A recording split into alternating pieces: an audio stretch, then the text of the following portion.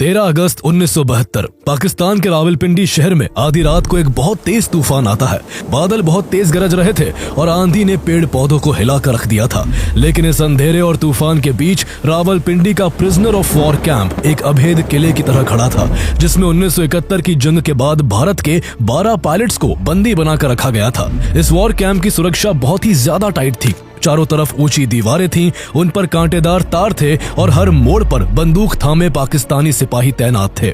जिन sales में Indian pilots को कैद किया गया था, उनमें लोहे की मोटी मोटी सलाखें थी, जिन पर भारी भरकम ताले जड़े थे।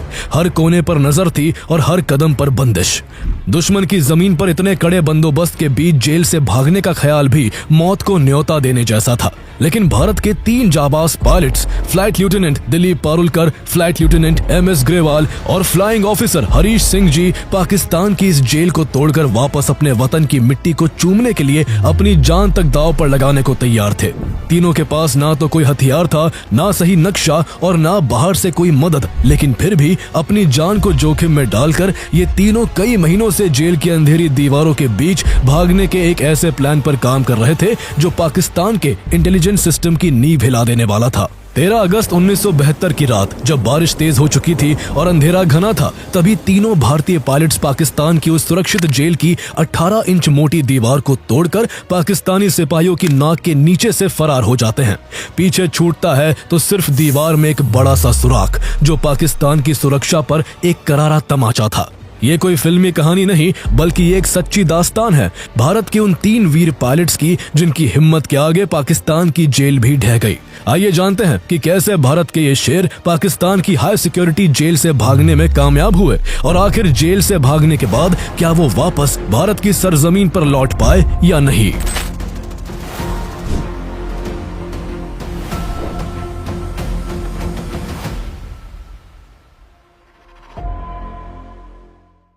तीन दिसंबर 1971 को जैसे ही पाकिस्तान ने भारत पर हमला किया, दोनों देशों के बीच एक नया युद्ध शुरू हो गया।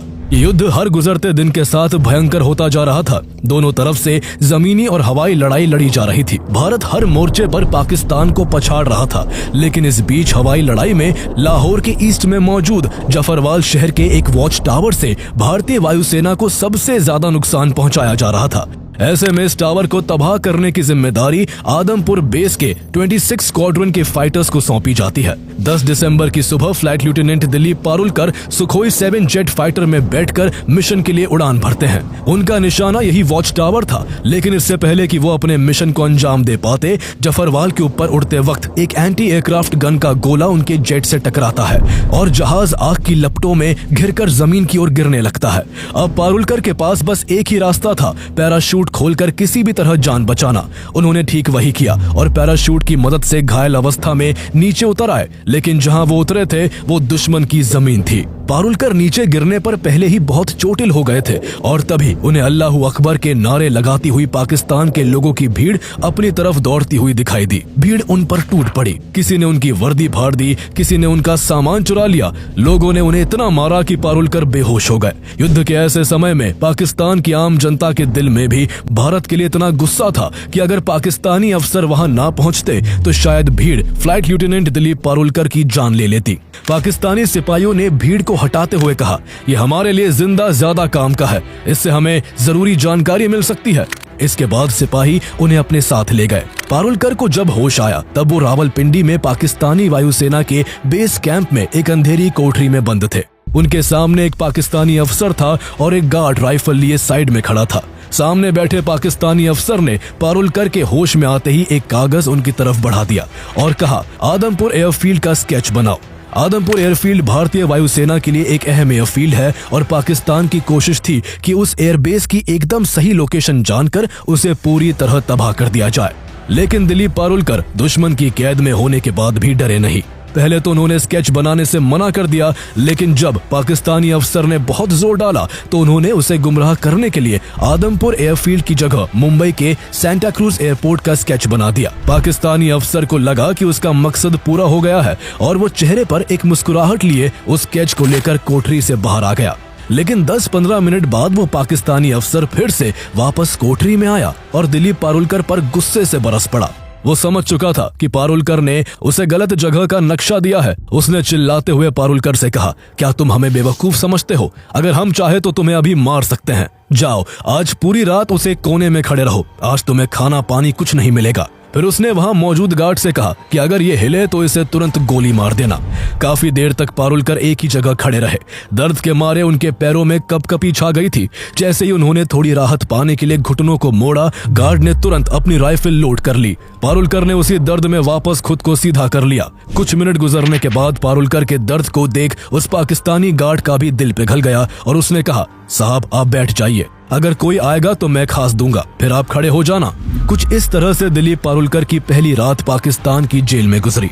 अगले कुछ दिन उन्हें इसी तरह एक बंद अंधेरी कोठरी में बिल्कुल अकेला रखा गया। उन्हें पाकिस्तानी अफसरों ने मेंटली काफी टॉर्चर किया। उन्हें कभी खाना नहीं दिया गया तो कभी पानी। बार बार उनसे एक ही तरह के सवाल पूछे जाते। उन पर मानसिक दबाव बनाया जाता ताकि वो टूट जाए और पाकिस्तान को भारतीय वायुसेना की खुफिया जानकारियां दे दे।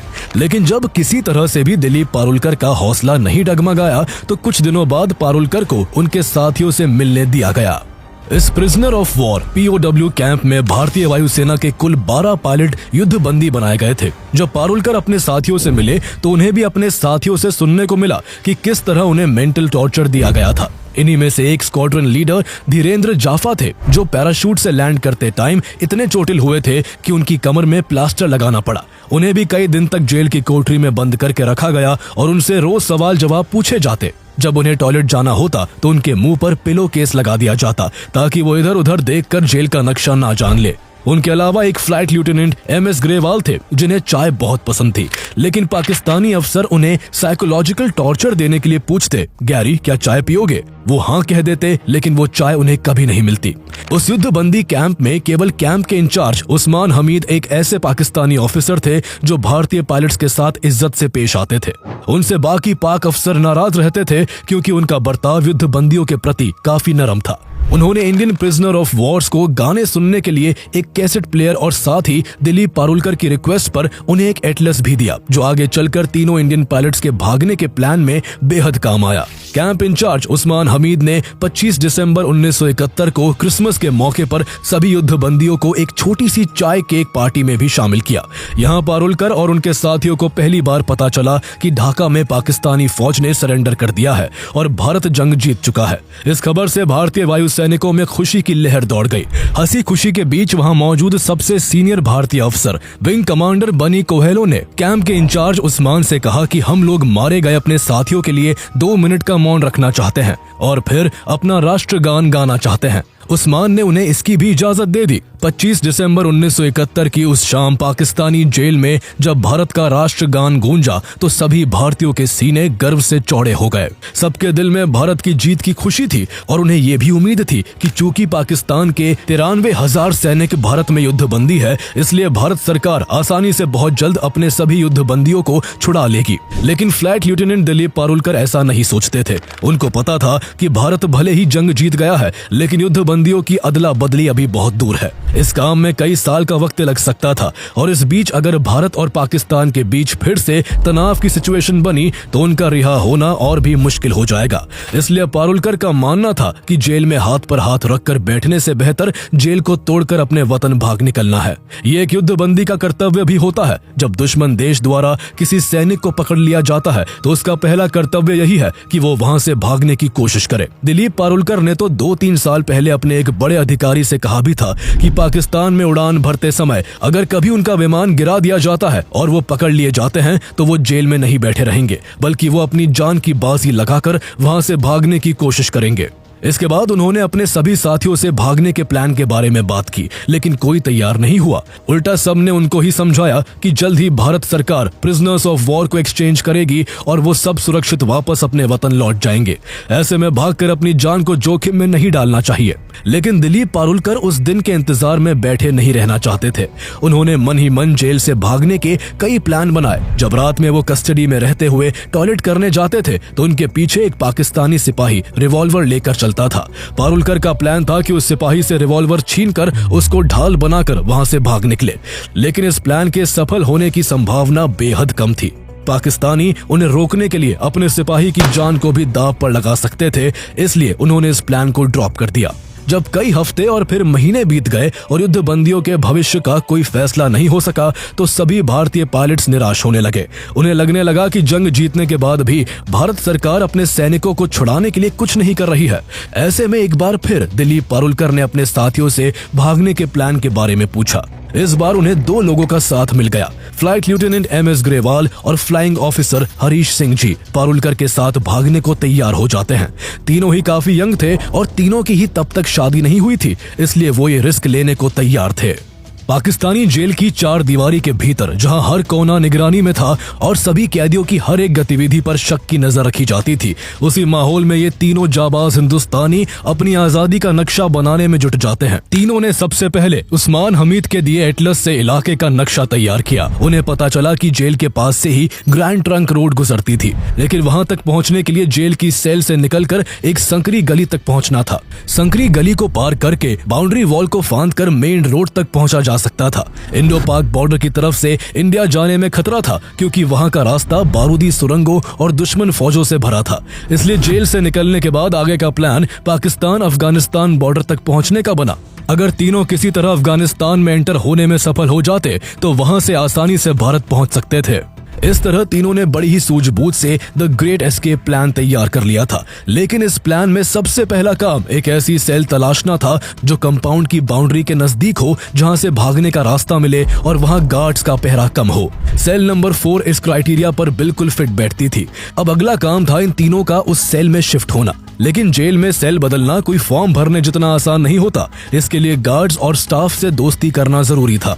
पारुलकर ने अपनी चार्म का फायदा उठाया और जल्दी ही गार्ड से ट्यूनिंग बना ली। अच्छे व्यवहार और थोड़ी सी टिप के चलते पारुलकर अपने दोनों साथियों MS ग्रेवाल और हरीश सिंह जी के साथ उस सेल में शिफ्ट हो गए। सेल नंबर 4 बड़ा था, इसलिए उनके साथ एक और हिंदुस्तानी पायलट विद्याधर शंकर छाटी को भी शिफ्ट कर दिया गया। चाटी भागने के इस मिशन में शामिल नहीं थे, लेकिन फिर भी उन्होंने अपने साथियों की हर मुमकिन मदद की। प्लान का अगला हिस्सा सेल नंबर 4 की 18 इंच मोटी दीवार में एक बड़ा सुराख करने का था, जिसके जरिए बाहर निकला जा सके। लेकिन ये काम आसान नहीं था। उनके पास ना कोई औजार था और ना ही कोई बाहरी मदद। इसके लिए भी उन्होंने अपनी होशियारी का इस्तेमाल किया। पारुलकर और उनके साथियों ने कुछ दिनों तक अपनी दाढ़ी बढ़ने दी और फिर कैंप इंचार्ज से दाढ़ी काटने के बहाने एक कैंची मांग ली। इस कैंची और एक चोरी के स्क्रू ड्राइवर की मदद से उन्होंने दीवार के एक कोने में छेद करना शुरू किया। पारुलकर और ग्रेवाल रात 12 से 1 बजे तक आहिस्ता आहिस्ता बारी बारी से दीवार के मसाले को कैंची और स्क्रू ड्राइवर से हटाते जाते, जबकि हरीश और छाटी निगरानी रखते कि कहीं कोई पहरेदार तो नहीं आ रहा है।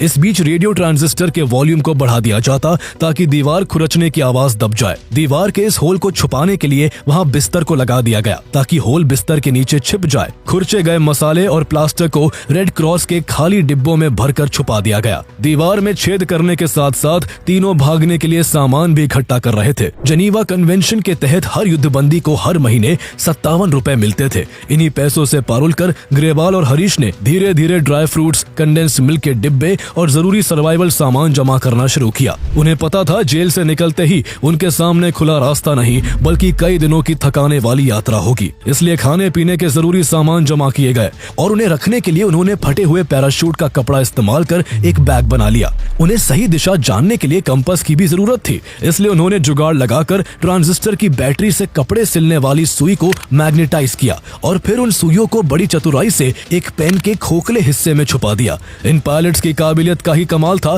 कि एक मामूली सा पेन जिसे बिना किसी शक के जेब में लगाकर घूमा जा सकता था, असल में वो अब एक काम चलाऊ कंपास बन चुका था।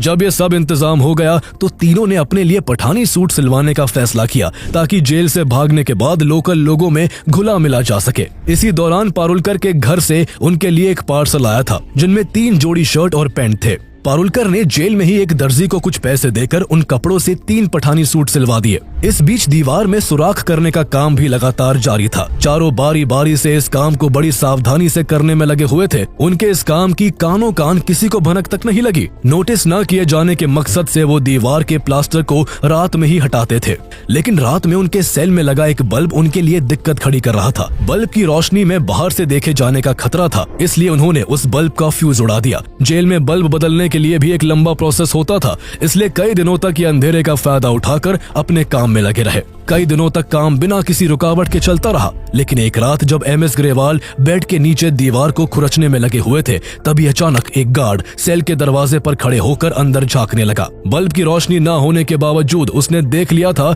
कि सेल में 4 की जगह केवल 3 लोग हैं। उसने आवाज लगाई, लेकिन बेड पर मौजूद तीनों पायलट सोने का नाटक करने लगे और ग्रेवाल ने भी सतर्क होकर बेड के नीचे काम रोक दिया। गार्ड को कुछ गड़बड़ी का एहसास हुआ और वो सीधा गार्ड रूम की तरफ भागा। चंद सेकंड्स के बाद वो दौड़कर अपने साथ सलाखों की चाबी और इंचार्ज गार्ड को लेकर लौटा। इंचार्ज गार्ड ने ताला खोलकर जब अंदर टॉर्च मारी तो बेड पर 4 पायलट्स मौजूद थे। गार्ड के चाबी लेने जाने और वापस आने के बीच ही ग्रेवाल बड़ी तेजी से बेड के नीचे से निकलकर ऊपर आ चुके थे और बाकियों की तरह सोने का नाटक करने लगे थे। चारों को सेल में देखकर इंचार्ज गार्ड ने पहरा देने वाले गार्ड को ही डांट लगा दी और इस तरह वो लोग पकड़े जाने से बाल बाल बच गए। कई हफ्तों तक लगातार 18 इंची मोटी दीवार को तोड़ने की कोशिश में वो उसकी काफी ईंटें निकाल चुके थे। ईंटों से मसाला छुड़ाकर उन्हें फिर से लगा दिया जाता ताकि गार्ड्स को शक न हो। अगली रात फिर से उन ईंटों को निकालकर आगे की ईंटों और मसाले को निकाला जाता। इस तरह हर रात काम करने से दीवार में एक छोटा सुराख हो गया था,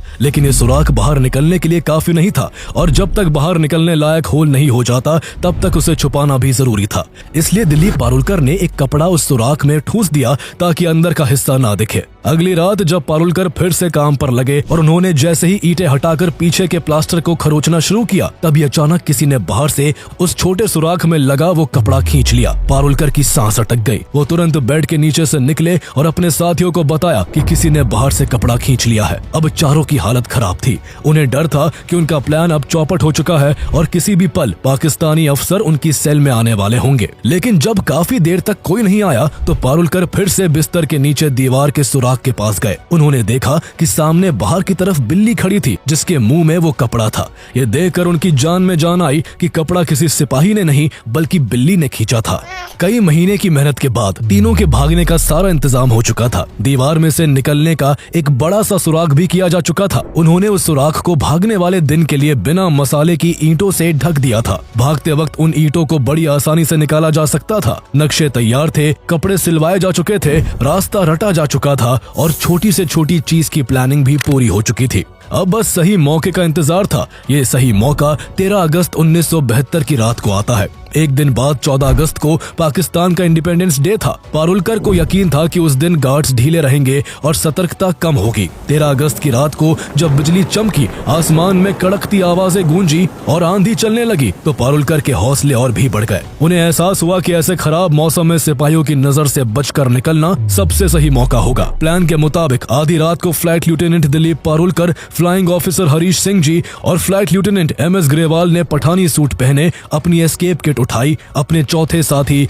विद्याधर शंकर छट्टी से गले मिलकर विदा ली और एक एक करके तीनों दीवार के सुराख से रेंगते हुए बाहर निकल आए। बाहर निकलते ही धूल भरी आंधी के थपेड़े उनके मुंह पर लगना शुरू हो गए। वो आगे बढ़कर संकरी गली में पहुंच गए जहां एक गार्ड चारपाई पर धूल से बचने के लिए मुंह पर कंबल डालकर बैठा हुआ था। तीनों संकरी गली से गुजरे। हवा का शोर इतना ज्यादा था कि उनके कदमों की आहट दब गई। कुछ ही पलों में वो जेल की बाहरी दीवार तक पहुंच गए, लेकिन तभी अचानक बारिश शुरू हो गई। बारिश की बूंदों से चौकीदार ने अपने मुंह के ऊपर से कंबल हटाया और चारपाई समेत वायुसेना के रोजगार दफ्तर के बरामदे की तरफ दौड़ लगा दी। इस बीच वो गार्ड उन तीनों को देख नहीं सका और तीनों एक बार फिर से बच गए। पल भर की झिझक के बाद उन्होंने तेज बारिश में दीवार को फांद दिया। जैसे ही उनके पैर जेल से बाहर जमीन पर पड़े, हरीश सिंह जी के मुंह से जोश में एक शब्द निकला, आजादी। हालांकि आजादी अभी करीब 250 किलोमीटर दूर थी। उन्हें पाकिस्तान अफगानिस्तान बॉर्डर तक जाने के लिए सबसे पहले पेशावर पहुंचना था। भीगते हुए वो तेज कदमों से चलकर बस स्टेशन पहुंच गए। वहां से उन्होंने पेशावर के लिए बस पकड़ी और सुबह के करीब 6 बजे तक वो पेशावर पहुंच गए। आगे के रास्ते के लिए तीनों ने तय किया कि वो अपना नाम बदलेंगे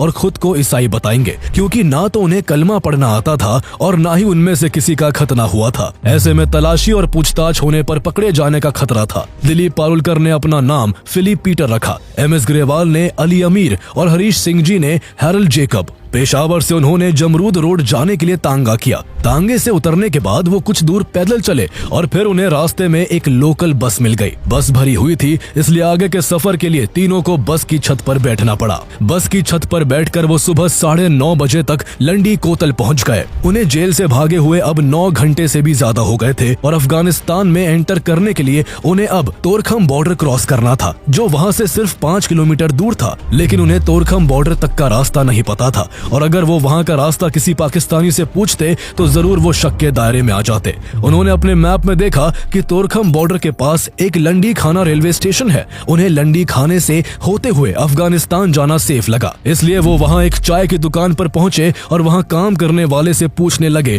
कि लंडी खाना यहाँ से कितनी दूर है। सवाल सुनते ही वहां बैठे लोग उन्हें ऐसे देखने लगे जैसे किसी ने उनसे किसी मुश्किल इंग्लिश वर्ड का स्पेलिंग पूछ लिया हो। किसी को नहीं पता था कि लंडी खाना क्या है और कहाँ है।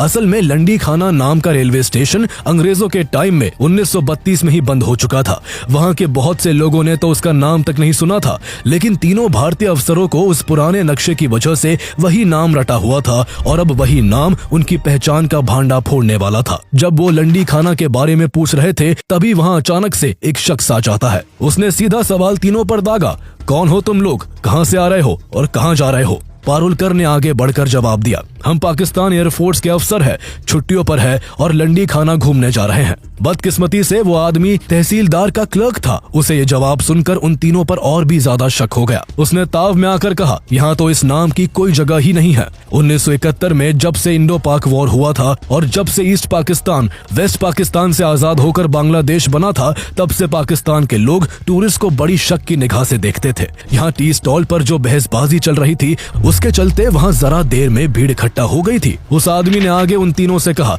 तुम तीनों बंगाली हो ना, जो अफगानिस्तान भाग रहे हो।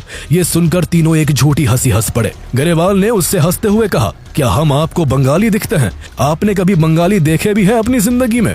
उनके इस जवाब से वो आदमी और भी गुस्सा हो गया और उसने लोकल लोगों की मदद से तीनों को घेर कर वहाँ के तहसीलदार के हवाले कर दिया। जेल से भागे तीनों भारतीय पायलट्स ने तहसीलदार को अपनी झूठी कहानी में फंसाने की खूब कोशिश की, लेकिन तहसीलदार भी उनकी बातों से संतुष्ट नहीं हुआ। वहाँ मौजूद लोगों का गुस्सा गर्माता जा रहा था। तीनों को डर था कि कहीं गुस्से में सब मिलकर उनकी जान ना ले ले। ऐसे में दिलीप पारुलकर ने बचने के लिए बहुत चालाकी से काम लेते हुए कहा कि हम पाकिस्तान एयरफोर्स के एयरमैन हैं। हमने इस वतन के लिए अपना खून पसीना बहाया है और आप हमें इस तरह जलील कर रहे हैं। अगर आपको हमारा यकीन नहीं है तो अभी मेरी बात पाकिस्तान एयरफोर्स के एडीसी उस्मान हमीद से कराइए। ये वही उस्मान थे जो रावलपिंडी जेल के इंचार्ज रहे थे और जो भारतीय युद्ध बंदियों के लिए क्रिसमस का केक लाए थे।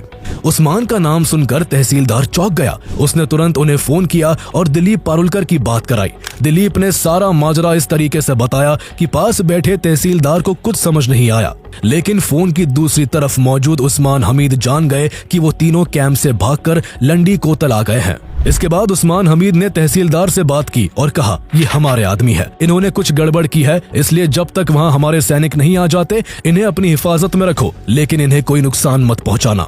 उधर 11 बजे रावलपिंडी वॉर कैंप में हड़कंप मचा हुआ था। सेल नंबर 4 में बड़ा सुराख पाकिस्तानी गार्ड्स को अपने गाल पर एक तमाचे की तरह महसूस हो रहा था। सेल के अंदर 4 में से केवल एक वीएस छाटी बचे थे। ऐसे में उन्हें दूर से 2 पाकिस्तानी गार्ड्स की बात सुनाई दी जो कह रहे थे कि इस चौथे कैदी को गोली मार देते हैं, बोल देंगे। चारों एक साथ भाग रहे थे। वो तीनों भाग निकले लेकिन इसे शूट कर दिया गया।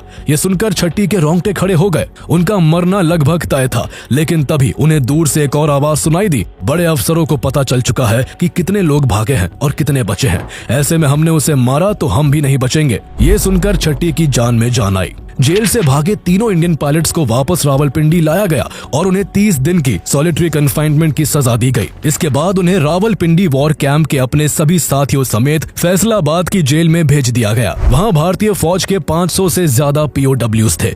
इसी दौरान भारत सरकार और पाकिस्तान सरकार के बीच प्रिजनर्स ऑफ वॉर के एक्सचेंज को लेकर नेगोशिएशंस तेज हो चुके थे, जिसके चलते दिसंबर 1972 में पाकिस्तान के राष्ट्रपति जुल्फिकार अली भुट्टो ने सभी भारतीय युद्ध बंदियों की रिहाई का ऐलान कर दिया। सभी भारतीय युद्ध बंदियों ने जब वाघा बॉर्डर के पार भारत की मिट्टी पर कदम रखा तो वहां लोगों का जुलूस उनके स्वागत के लिए खड़ा था। वहाँ मौजूद हजारों लोगों ने उन्हें मालाएं पहनाकर और गले लगाकर उनका स्वागत किया। पंजाब के मुख्यमंत्री ज्ञानी जैल सिंह खुद वहाँ मौजूद थे। वाघा से अमृतसर के 22 किलोमीटर रास्ते में उनके स्वागत में सैकड़ों फूलों की झालरें सजी हुई थी। लोगों का प्यार देखकर सभी भारतीय जवानों की आंखों में खुशी के आंसू भर आए। अगले दिन दिल्ली के रामलीला मैदान में उनका भारी भीड़ के साथ स्वागत किया गया। रिहाई के कुछ महीने बाद फ्लाइट लेफ्टिनेंट दिलीप पारुलकर ने वायुसेना प्रमुख पीसी लाल को तोहफे में एक फाउंटेन पेन दिया। पीसी लाल ने फाउंटेन पेन का ढक्कन खोला तो देखा वो एक कंपास था। ये वही कंपास था जिसे पारुलकर और उनके साथियों ने जेल में सुइयों से बनाया था। भारत वापस लौटने के 5 महीने बाद ही दिलीप पारुलकर के माता पिता ने उनकी शादी करा दी। शादी पर पारुलकर को पाकिस्तानी जेल में उनके साथ रहे स्क्वाड्रन लीडर अर्जुन विठल कामत का टेलीग्राम मिला, जिसमें मैसेज था, no escape from this sweet captivity.